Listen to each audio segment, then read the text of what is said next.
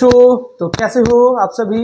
जोश में हो तो जोश मेंटेन रहनी चाहिए और हम लोग बातों को स्टार्ट करेंगे फिर से एक नए लेक्चर वीडियो के साथ इस वेक्टर सीरीज में। बच्चों, इसके पिछले लेक्चर वीडियो में हम लोगों ने सीखा था कंपोनेंट ऑफ वेक्टर्स और आज इस लेक्चर वीडियो में हम लोग सीखेंगे addition of vector in their rectangular component form. बच्चों, वेक्टर का एडिशन हम लोग फिर से करेंगे किस फॉर्म में? रेक्टेंगुलर कंपोनेंट के फॉर्म में। आइए देखते हैं, जानते हैं, सीखते हैं।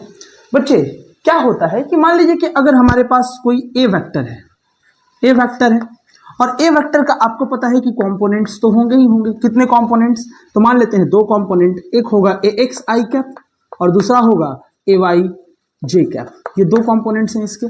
दूसरा एक वेक्टर और, क्योंकि मुझे एडिशन करना है तो एडिशन करने के लिए आप लोगों को पता है कि दो वेक्टर्स का होना मिनिमम जरूरी है। दो से अधिक भी ले सकते हैं लेकिन कम से कम दो तो लेंगे ही लेंगे।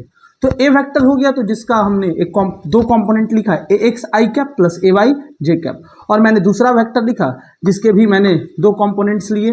पहला हुआ बी एक्स आई कैप और दूसरा बी वाई जे कैप। ये दो मैंने वेक्टर के कंपोनेंट्स लिखे। जैसे कि मैं समझा दूं आपको कि मान लीजिए कि हमारे पास ये एक कार्टेशियन प्लेन होगा, ये हमारी वाई एक्सिस हो गई, ये हमारी अपनी एक्स एक्सिस हो गई। तो मैंने ये कहा कि अगर मान लीजिए कि ये ए वेक्टर है, ये मान लीजिए कि हमारा अपना क्या है प्यारे बच्चे, ए वेक्टर है। तो ए वेक्टर के दो कंपोनेंट होंगे। एक तो होगा अपना, अगर मैं एंगल थीटा रखता तो इसकी ऑब्वियस सी बात है कि दो कंपोनेंट बनते ही। तो आपने पिछले लेक्चर वीडियो को आपने देखा होगा। तो ये वेक्टर का एक ये कंपोनेंट हो गया जिसको आपने ए वाई बोला, और वेक्टर का एक कंपोनेंट इस डायरेक्शन में हो गया जिसे आपने क्या बोला, ए एक्स बोला। और एक्स एक्सिस का आपको पता है कि यूनिट वेक्टर क्या होता है सर, आई कैप होता है। Very good. अब एक दूसरा वेक्टर मैंने ऐसे बना दिया, दूसरा वेक्टर मैंने ऐसे बना दिया जिसको मैंने बी वेक्टर बोला। अब इसके भी ऑब्वियस सी बात है कि दो कंपोनेंट होंगे। तो एक मैं लिखता हूं एक्स एक्सिस में जिसका नाम मैंने बी एक्स बोला, और एक मैं लिखता हूँ वाई एक्सिस में जिसका नाम बी वाई होगा। मैं इसको ऐसे मिला देता हूँ, ठीक है, ऐसे मैंने मिला दिया। और मैंने क्या किया, आपको पता है कि अगर वेक्टर ए के सर से अगर वेक्टर बी का पूंछ जुड़ा हुआ हो, वेक्टर ए के सर से अगर वेक्टर बी का हमारा अपना पूंछ जुड़ा हुआ हो, और मैं देखूँ कि फ्री टेल एक है और फ्री एक हेड है, और मैं इसको क्या कर दूँ, ऐसे मिला दूँ, तो हमें क्या मिल जाता है, sum of two vector means vector A plus आपको क्या मिल जाता है प्यारे बच्चे, वेक्टर बी। ऑब्वियस सी बात है सर, दो वेक्टर का सम ऐसे ही निकालते हैं। तो हमारे पास आप देख रहे होंगे कि अगर मैं दो वेक्टर को ऐड कर रहा हूं तो वेक्टर ए के सर पे वेक्टर बी की पूंछ है, मीन्स वेक्टर ए का जो एक्स कंपोनेंट है उसके सर पे वेक्टर बी के एक्स कंपोनेंट का सर है, और वेक्टर वाई के कंपोनेंट में अगर वेक्टर ए का वाई कंपोनेंट है उसी के सर पे आपका, आप देख रहे होंगे यहाँ पे ध्यान से कि वेक्टर बी का वाई कंपोनेंट का पूंछ रखा हुआ है। तो मीन्स मैं ये कहूँ कि अगर मुझे दो वेक्टर को अगर रेक्टेंगुलर कंपोनेंट के फॉर्म में जोड़ना है, दो वेक्टर को अगर मुझे रेक्टेंगुलर कंपोनेंट के फॉर्म में जोड़ना है तो क्या करेंगे सर, एक्स वाले को एक्स के साथ जोड़ेंगे, ए एक्स प्लस बी एक्स, और इनका आई कैप को मैं कॉमन कर लूंगा, फिर बीच में लिखूंगा प्लस, और क्या होगा सर, ए वाई प्लस बी वाई जे कैप, बस ऐसे लगा दूंगा। हाँ, अगर सर नेगेटिव वेक्टर हो तो कुछ नहीं करना है। अगर मान लीजिए दो वेक्टर का नेगेटिव निकालना हो तो जहां पे प्लस है वहां पे माइनस कर देंगे, जहां पे प्लस है वहां पे माइनस कर देंगे। This are the addition of vector in rectangular component form. आइए बच्चों, इसे मैं मिटाता हूं और एक नए क्वेश्चन के साथ हम लोग बातों को समझने की कोशिश करते हैं।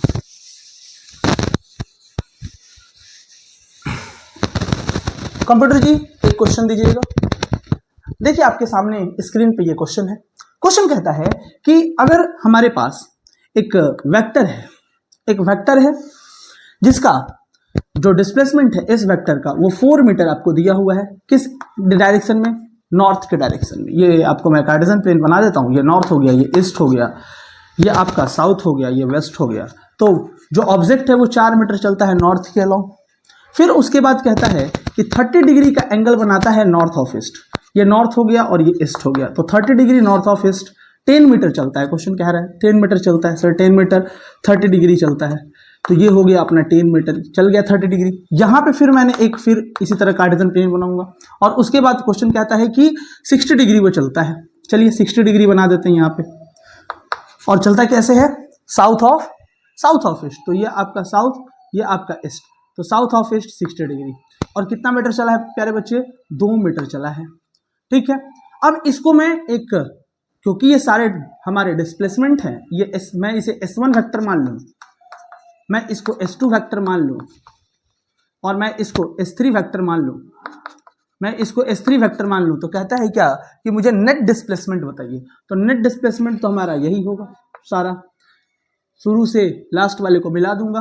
आपको पता है कि सर पहले के सर से, देखिए ध्यान से, पहले के सर पे दूसरे की पूछ और दूसरे के सर पे तीसरे की पूछ और फ्री टेल से फ्री हेड को एक नया एरो से मिला दूंगा, तो ये नया एरो ही हमें क्या देगा? सम ऑफ ऑल वेक्टर्स।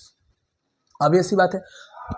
अब देखिए, अगर मुझे S1 निकालनी है तो S1 क्या होगा, और मुझे इसे रेक्टेंगुलर कंपोनेंट के फॉर्म में, जैसा कि क्वेश्चन आप देख रहे हैं कि रेक्टेंगुलर कंपोनेंट के फॉर्म में जोड़ना है, तो S1 वेक्टर क्या है अपनी? सर 4j कैप है। अगर मैं S2 वेक्टर को करूं प्यारे बच्चे, तो इसके दोनों कंपोनेंट S2 वेक्टर के टूट जाएंगे, ऑब्वियस सी बात है। तो ये एक 10 मीटर हो गया, तो इसके दो कंपोनेंट, एक x एक्सिस में, दूसरा सर y एक्सिस में। तो x एक्सिस में जो होगा वो 10 cos 30 i कैप, और फिर इसका होगा 10 sin 30 sir j cap. Sir एक S3 फैक्टर भी अपना होगा, इसके भी दो कंपोनेंट, यहाँ पे दोनों कंपोनेंट में 2 मीटर का तोड़ दूँ, 2 मीटर वाले का, तो ये क्या हो जाएगा सर? 2 cos 60 i कैप और माइनस, क्योंकि ये j कैप में जा रहा है, माइनस j कैप में जा रहा है, तो ये कितना आ जाएगा? 2 sin 60 j कैप। अब आप यहाँ पे इसको आप S वेक्टर निकालने की कोशिश कीजिएगा, तो ये क्या होगा sir? S1 vector plus S2 vector plus हमारी अपनी हो जाएगी S3 वेक्टर। अगर मैं इसे कोशिश करूं S2 वेक्टर को सॉल्व करने का, तो क्या होगा? S vector is equal to, यहां पे आएगा S1 की वैल्यू 4j कैप। अगर मैं इसको सॉल्व करने की कोशिश करूं तो आप देखिए ये कितना है सर, मैं इसको ब्रैकेट में डाल दूं तो ये आ जाएगा 10 इंटू कॉस 30 की मान √3/2 आई कैप, और इसकी वैल्यू 10 साइन, इसका 30 का मान 1/2 जे कैप।